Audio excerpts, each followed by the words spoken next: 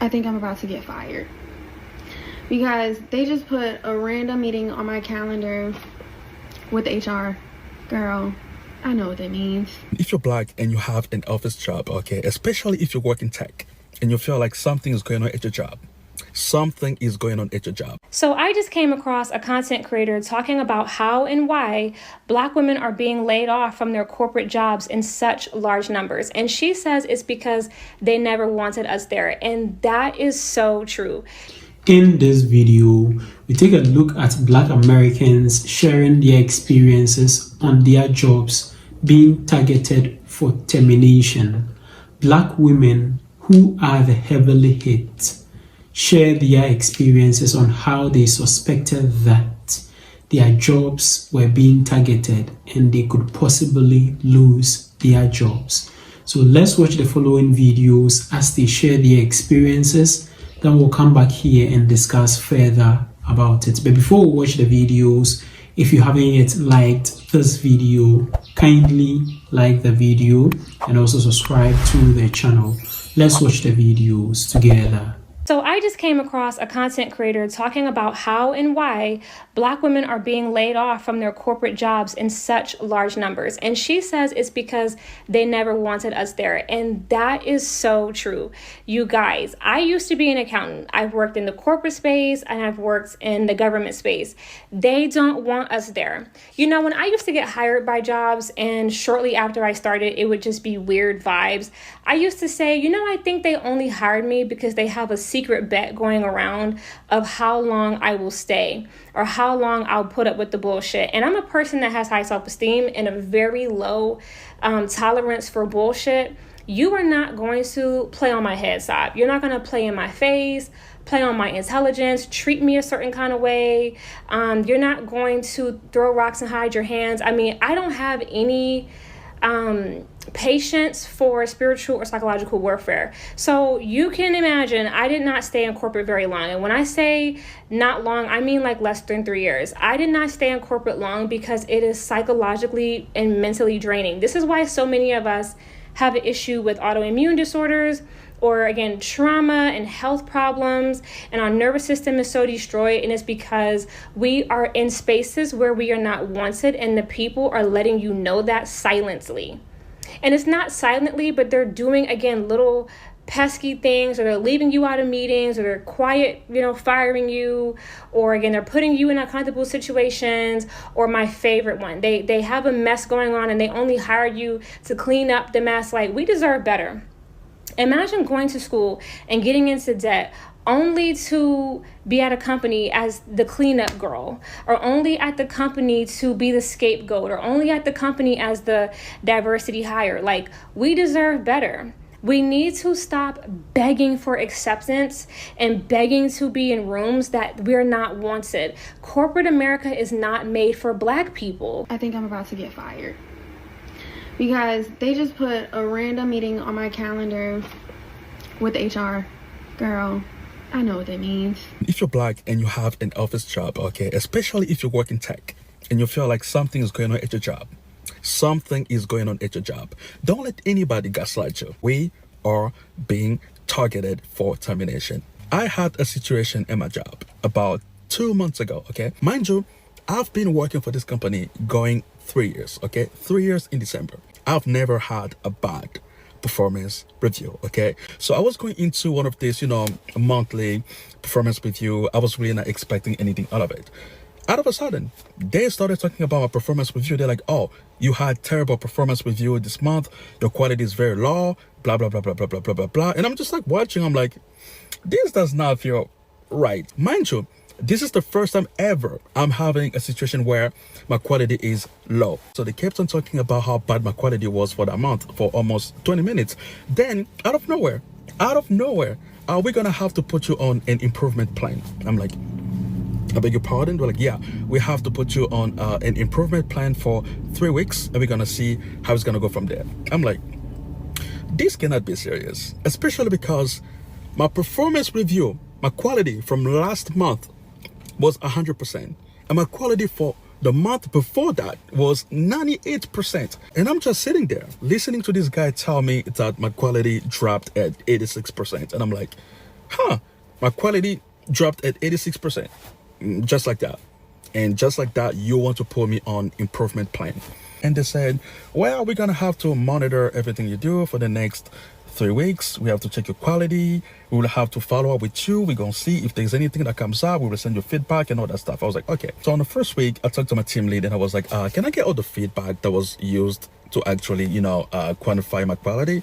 And he was like, yeah, of course. He sent it to me and I was reviewing all the feedbacks that they sent me. And I'm like, this is like nitpicking stuff. There's literally nothing major in these feedbacks. Their answer was process is process. I was like, okay, process is process.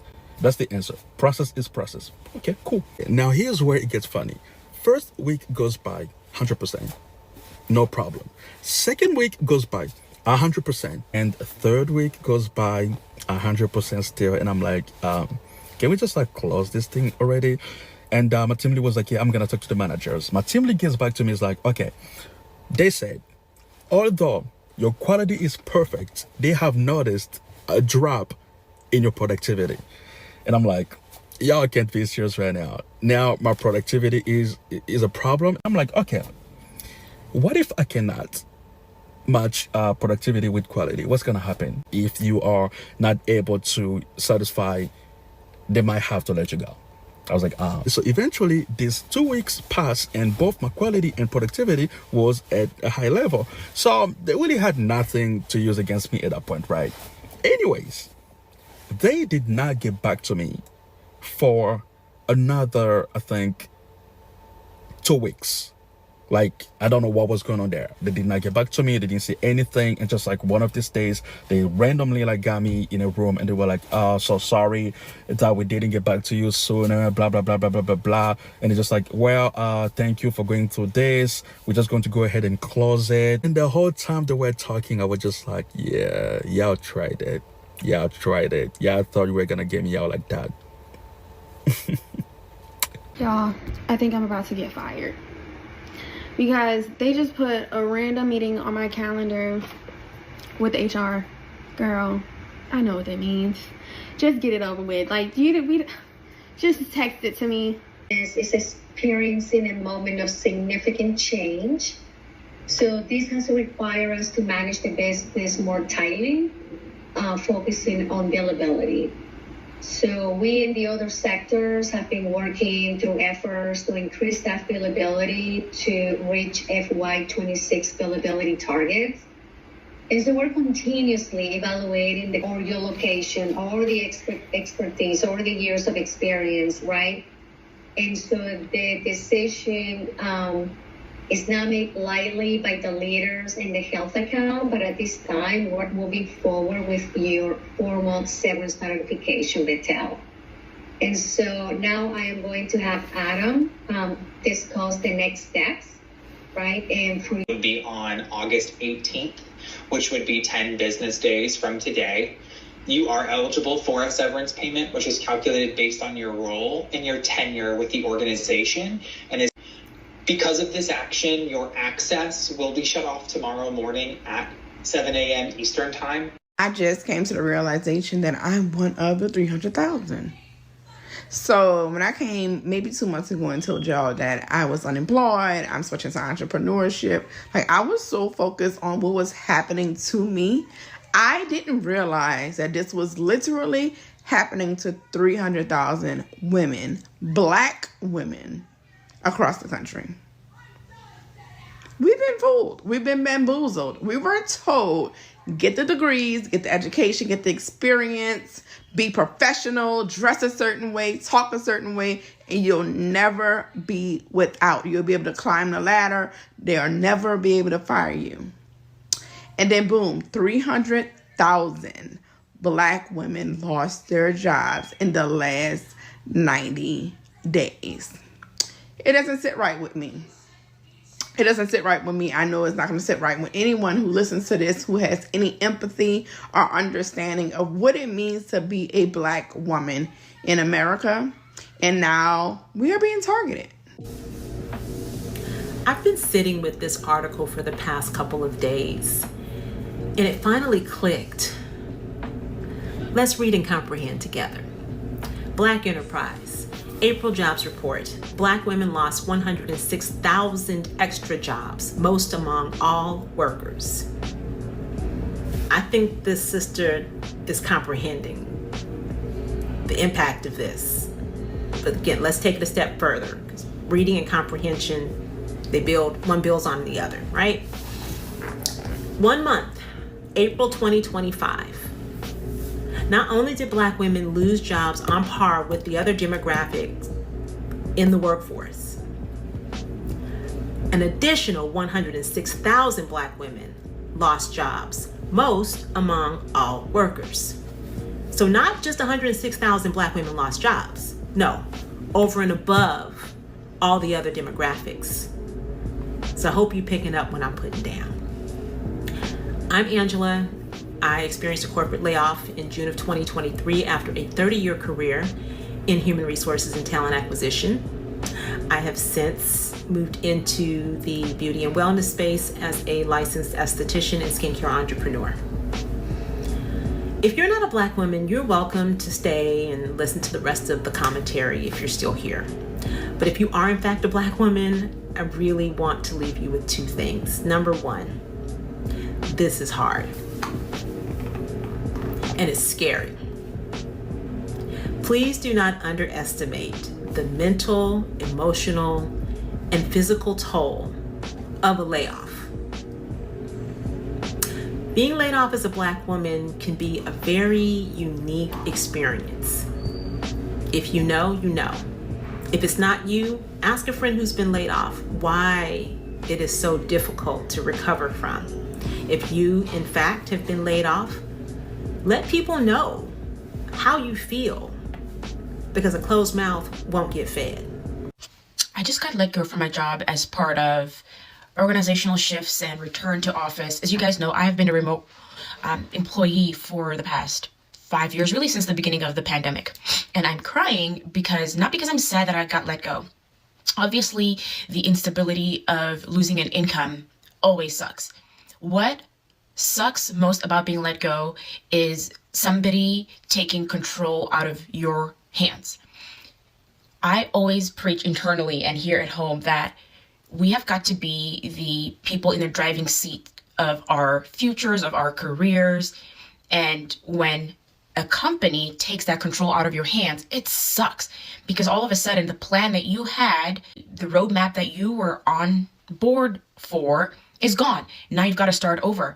And this is why you've always got to have a plan B, a plan C, and most importantly, an emergency fund. I am incredibly upset and frustrated. There have been several shifts in the company in this last couple of months that I just knew the writing was on the wall, and I knew my time was coming. 300,000 Black women have left the workforce, according to MSNBC, and it is not a coincidence. We have seen the cuts that the federal government has been making, specifically across the Department of Education, Department of Health and Human Services, and we have seen the cuts happen. We've also seen the cuts happen over the last few months, specifically at the federal level and also across the private sector due to DEI. And according to this article, the participation rate has now dropped below Latinas for the first time in over a year. One thing that stuck out to me that I thought was very interesting, which kind of led to the conclusion of this article, is that 51% of households with Black children are led by Black women who are the breadwinners. And the article specifically cites that Black women tend to be the economic foothold of the Black community. So let me give y'all a little bit of insight, because I seen this report and I also seen a news report that came along with it. And we had a conversation about it on the Millionaire Morning Show, right? And so really what this means is that there are a lot of single mother households. Let me say that again. There are a lot of women that broke up their families or that never had a family in the first place, and they decided that they wanted to partner with the federal government in multiple different ways, one including women that, basically lean on child support, social services, welfare, food stamps, and EBT.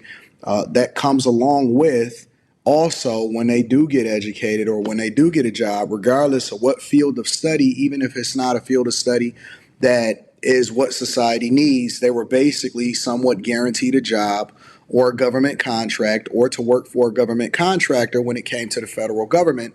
And so basically the government has been subsidizing Black women. And this is just a fact. This is not my opinion. This is not anything to do with relationships. This is just more or less the facts. The government has been subsidizing Black women when it comes to their household, which gave them more power to be able to break up their families. And so now when we realize that diversity, equity, and inclusion was really government subsidies to ensure that Black women had an opportunity to be able to work instead of them going into fields, which obviously we know that you had to incentivize them to go into like STEM fields, because if you didn't, then you wouldn't have those type of programs. If they naturally selected them, then they would be more visible and they would be more viable to what it is that we needed in society. But instead, now what you see is when the rubber meets the road and we go into a merit-based society and a merit-based capitalistic system, they no longer have any value because there wasn't a lot to do in the first place, and their jobs was basically all tied to the federal government. Number 2, I want you to do what you've always done, but I want you to do a little bit differently this time.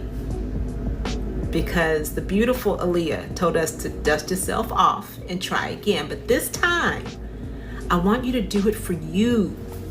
I want you to release the expectations that others have of you. I want you to do something for you. And it may just be 1 day a week or 2 days a week, whatever you can handle at this time, and allow it to grow. Do not underestimate what we call pink collar jobs. Beauty is $1 billion industry. There's enough for you to get a slice. Go back to school. Get your cosmetology, aesthetics, barber, nail license. Do something. Go get that certificate in floral design, nutrition, fitness, yoga certification, Pilates certifications. Get up and do something. I'm seeing too many TikToks of us just paralyzed by fear and doubt and uncertainty when it's truly a lack of security. Jobs are not going to keep us secure any longer. Welcome back. So in this video, we took a look at Black Americans sharing their experiences on how they suspected that their jobs are being targeted for termination.